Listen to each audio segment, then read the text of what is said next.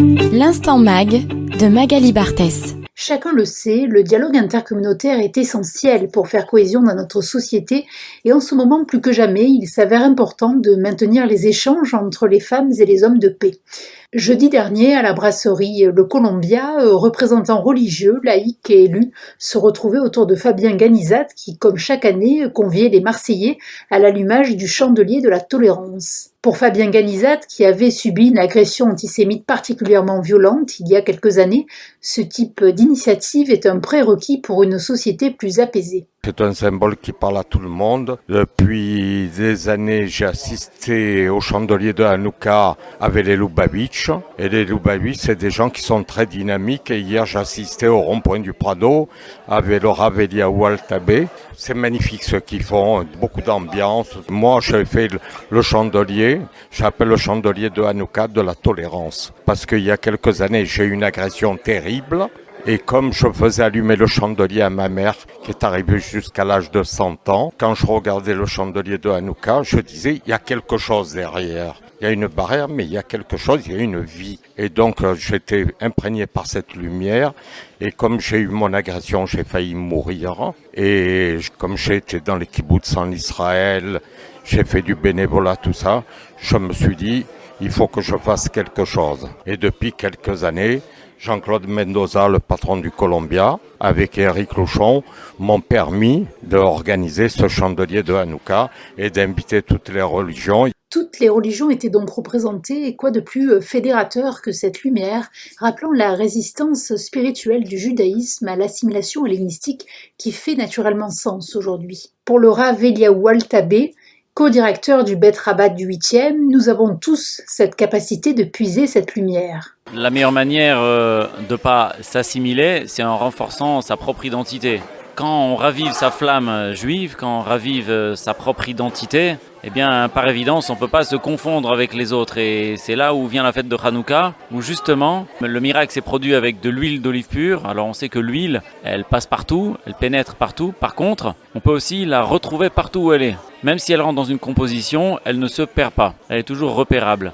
Et c'est un petit peu ça finalement, puisqu'ils ont cherché à nous assimiler. Et le message de Hanouka, avec l'allumage de la bougie et avec de l'huile, c'est bien le message que, en fait, on ne peut pas s'assimiler puisqu'on est toujours repéré dans le bon sens. On peut toujours aussi repérer la flamme qui est à l'intérieur de soi. Des fois, on a l'impression qu'on n'est plus repérable ou alors qu'on est peut-être perdu ou qu'il n'y a plus de flamme à l'intérieur de nous. Et là vient le message de Hanouka. Et comment ne pas faire le lien avec la fête chrétienne de l'Immaculée Conception, célébrée chaque 8 décembre, comme le fait remarquer le père Jean-Paul Soragi, curé de la paroisse de Saint-Ginier. Oui, on peut faire ce lien.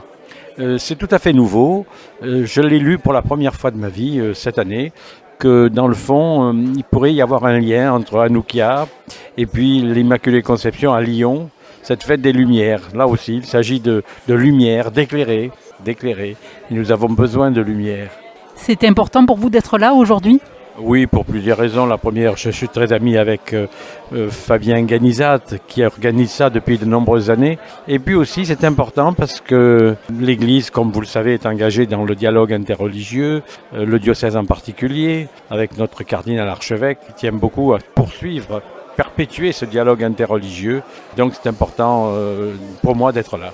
Et l'expression de la foi est belle lorsqu'elle s'illustre ensemble, comme en témoigne Malika Mazig Korsou, ce fidèle musulman ami des Juifs et d'Israël. Je suis là présent aujourd'hui parce que je soutiens le peuple juif qui a été donc dans la sourate 2 du Coran désigné par Dieu comme étant le premier peuple parmi tous les autres à devoir l'adorer et à le reconnaître. Ensuite parce que dans la sourate 5 donc il leur a donné une terre en leur demandant d'y entrer, et ensuite parce que je suis contre l'intégrisme religieux, contre cette déviation du Coran, ce dévoiement par des fous furieux qui sont dans une idéologie dictatoriale de manière à servir les musulmans, notamment ceux du Moyen-Orient qui bien souvent sont maintenus dans l'ignorance et dans l'analphabétisme par les dirigeants de dictatures, qu'elles soient royales, militaires ou laïques du Moyen-Orient.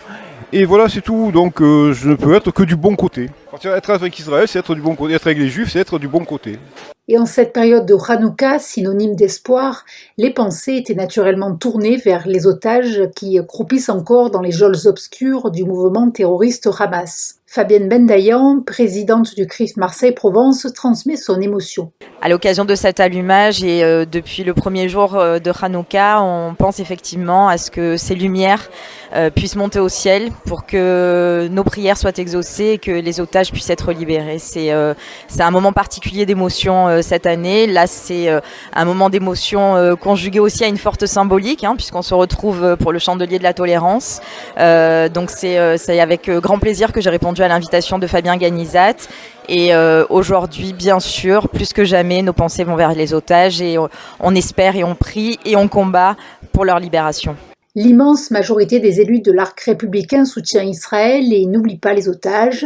C'est le cas de Didier Parakian, désormais député de la première circonscription des Bouches-du-Rhône. Depuis le 7 octobre, je vois que la communauté juive, Israël, souffre. Et puis je fais partie de ces députés qui ont accepté de voir l'horreur, accepté de voir ces images folles de barbarie, de méchanceté humaine. Comment l'homme peut être aussi méchant. Et c'est pour ça que j'ai accepté de prendre en parrain un otage. Je parraine un otage. Il s'appelle, monsieur le rabbin, il s'appelle Sachi, il a 51 ans. Il vivait dans le kibbutz. Devant lui, sa femme et son enfant ont été assassinés sauvagement. On n'a plus de nouvelles de lui depuis le 7 octobre.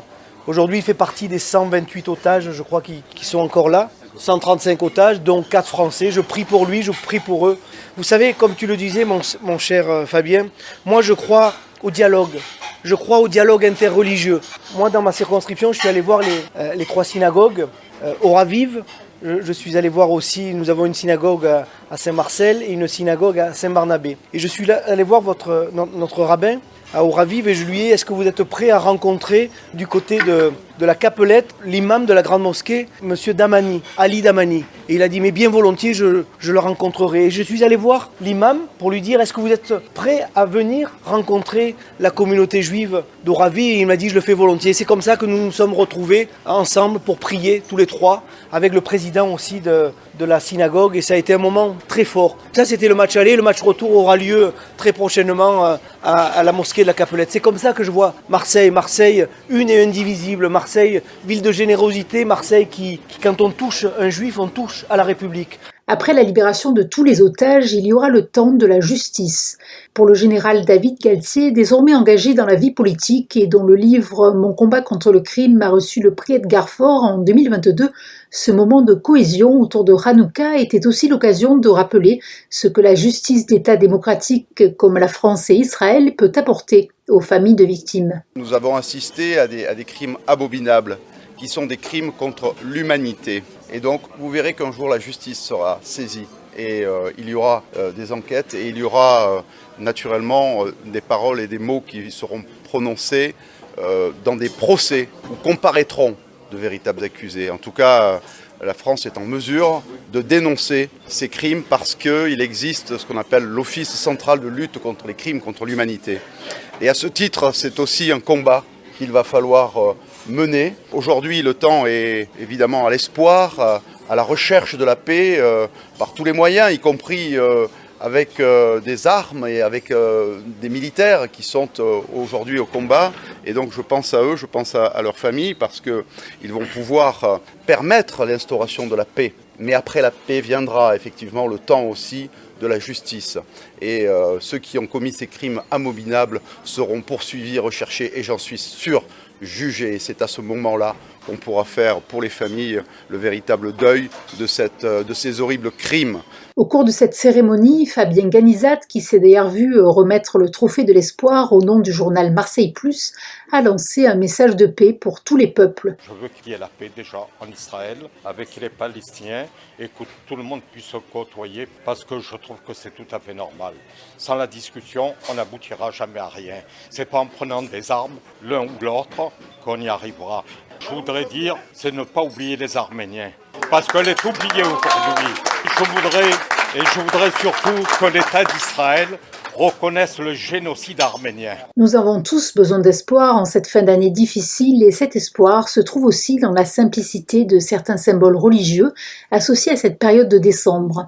Puisse la simplicité d'une fiole d'huile de Hanouka ou celle d'une étable, lieu de naissance de Jésus, servir de tremplin pour renforcer notre résilience. L'instant mag de Magali Barthès.